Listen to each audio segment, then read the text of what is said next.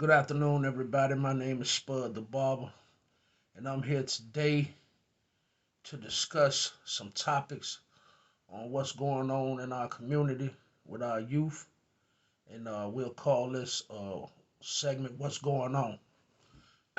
Today, I'm here to talk about my personal experiences.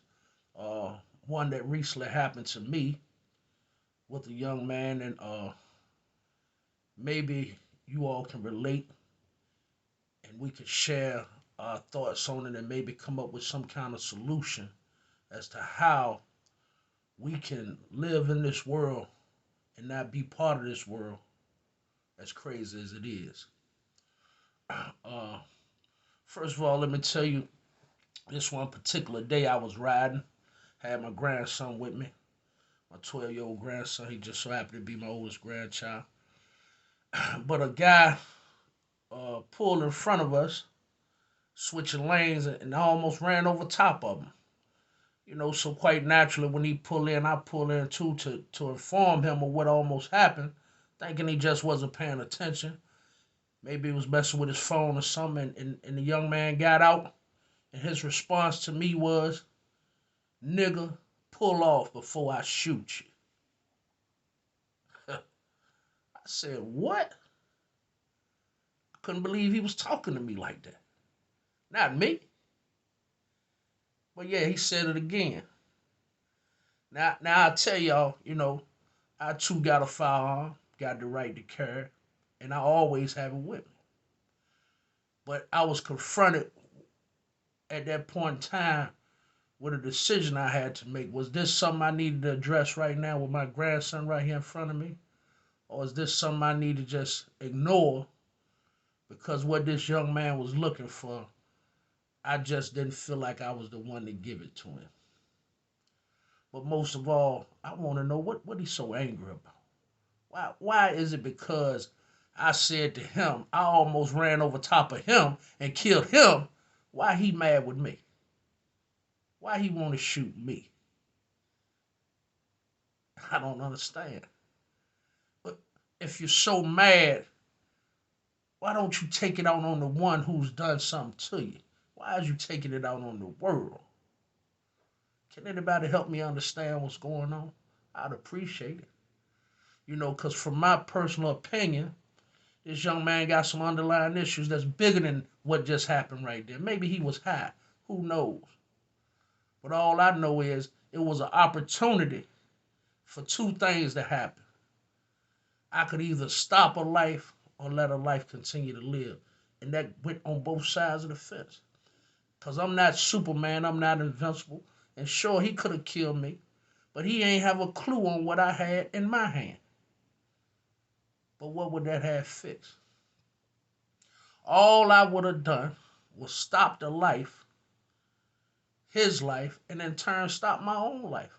Because I would have been the one going to prison. Even though he threatened me, I would have been in the wrong. He didn't brandish his firearm. He just threatened me about a firearm. But what was on his mind to make him even want to come up with that when I'm trying to tell him I almost ran over top of him? Is this world crazy or what? I think that, the young generation, they don't value anything, anything but money. They love that money. Ain't nothing like that money as far as they concerned. If I ask any of you today, what is the most valuable thing on earth? The one thing you cannot do without. What do you think the answer would be? I'm quite sure a lot of them would tell me I can't do without my mama, my daddy, my grandma, my kids. But what about time? Because without time, you can't have none of that. None of it. You know, if I could get people to acknowledge and respect time like they do their money, I think their thought process would be a little different. They would change the way they think about things. You value your money to the utmost. You get to your last dollar, You ain't gonna give it away. You'll tell somebody, no, I can't do that. It's my last. What if you felt that way about your time? It's your last. If you knew all you had was 1 hour left in time, would you give it away so freely like you do out here in the streets? Would you give it away? You hold on to that money, and that money you can get every day. All you got to do is put forth effort, and you can get money whenever you want it. But no matter how hard you try, it's not one place on earth you can buy 1 second of time. You can buy a lung, you can buy a organ, a limb, a heart, or anything. But you can't buy 1 second of time. It's not a store on earth that sells time. So if you think about putting your value in something else, the rest will take care of itself. I promise you that. I don't understand why people are so angry to the point that they want to kill each other. That's not gonna fix it. That ain't gonna fix it. All it's gonna do is stop your time. When you go to jail, what do they say you doing? You doing time. When is enough enough? As sad as it is, if that young man is serious about what he told me, statistics say he'll get what he's looking for because he begging for it. But my experiences tell me I'm not the one to give it to him. It was a time in my life I couldn't walk away because the man in me says, ain't nobody gonna punk me. Ain't nobody gonna do nothing to me. Ain't nobody gonna scare me. But guess what? I walked away. I didn't feel punked. I didn't feel scared. I just felt like what I said. If this really what he want, he'll get it because he begging for it. Sometimes in life we got to sit back and ask ourselves, is it really worth it? What do I have to lose for one moment, one action? Is it worth it? Having my grandson with me probably saved me because I probably would have responded in a different way because I had no reason at that particular time to look at it in a different light.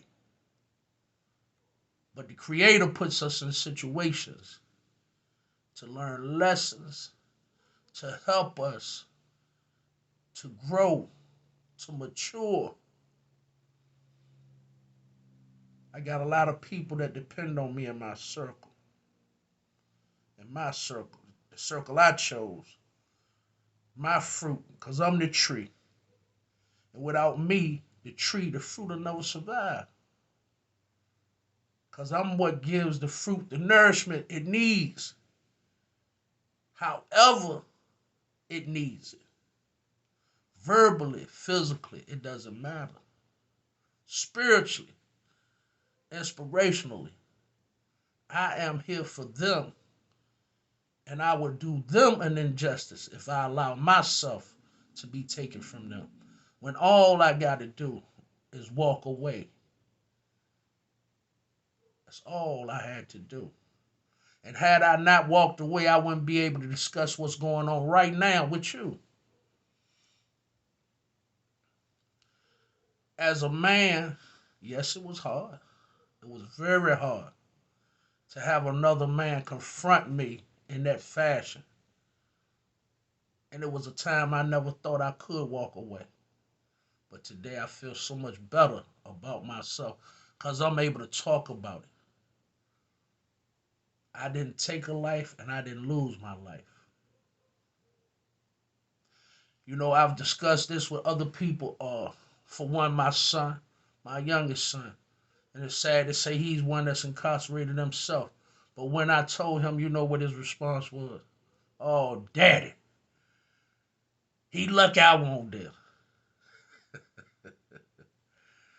You know, people, that's a nice gesture, but you know, like I told my son, I'm far from a punk. I'm not scared. I don't need you to defend me. I was just talking to you. You know, in hopes that you can realize that if your daddy can walk away, so can you. So can you, man. It's not that hard.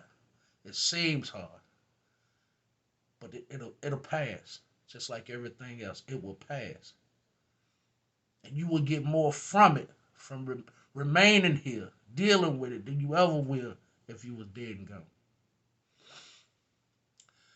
I hope that from now on, when I come on, that we can discuss some things and hopefully come to some solutions about how we can talk to the youth about how they feel, why they so angry, what can they do to change it, and also give them tools and avenues to help them change.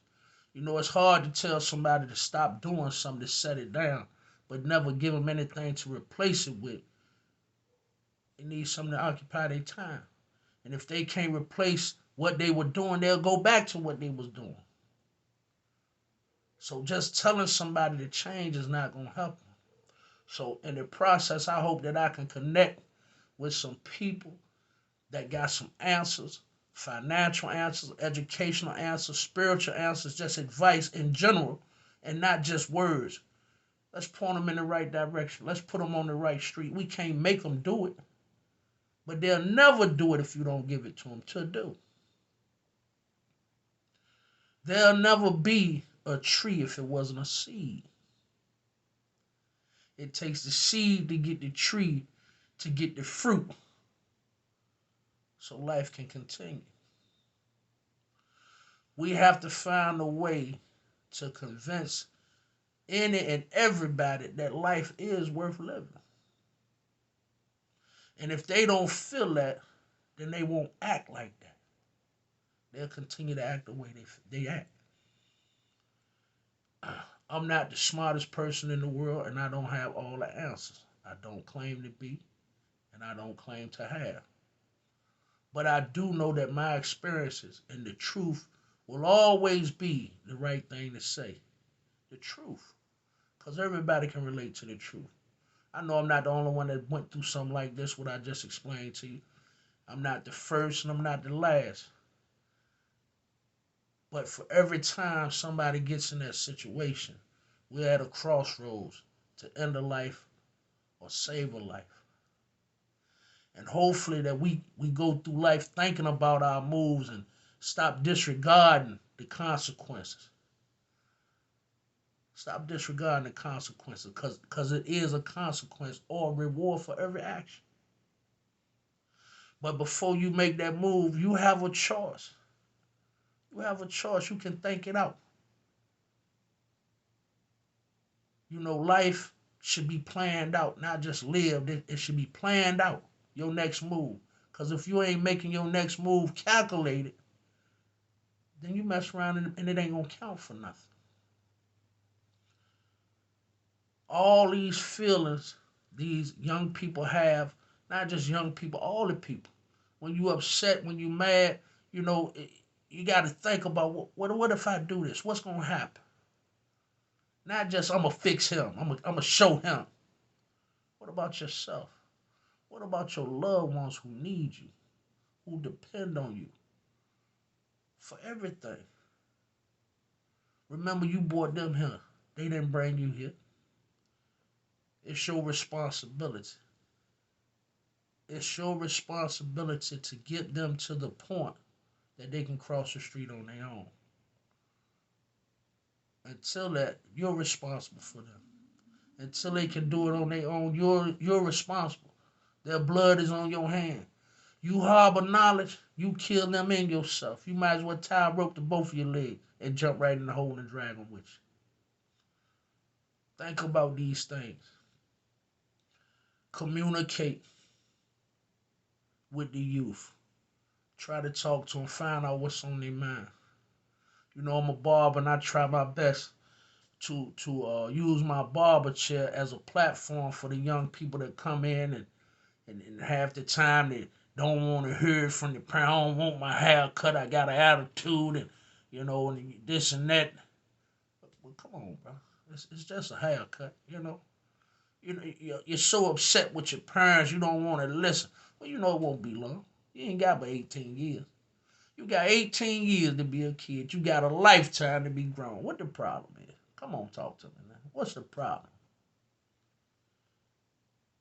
You know, I hope that this little video touches somebody that's going through the same thing I went through, that it would inspire people to communicate with each other, to maybe they can find out an answer, to what's going on. But something has to change for the success of the whole race, the whole population, period. Can't go around just killing people, man. Come on now. This ain't how life's supposed to be. I hope that once again, this video will make people think about what they're doing before they do it. You know, it's very easy to pull out a gun and point it at somebody. And 9 times out of 10, the average guy that does it, he hope that that gun scare you enough to make you run away the other way, because he don't really want to do nothing to you. Because if he valued his life and his time like he should, he don't want to do nothing to you. He just hope you don't do nothing to him. That's all. For you young men, I just want you to think about this. When you think about jail, I want you to think about them bars and them cages and how they tell you what to do and they feed you when they want it. I want you to think about this zoo. You know, they put animals in cages in the zoo. If you ain't no animal, man, and you know you ain't no animal, think about that. Think about that and stay out the zoo. Don't go to the zoo, man. The zoo is for animals, it ain't for human beings. But as long as you want to act up, they got somewhere for you. I know because I've been. Because I used to act up the same way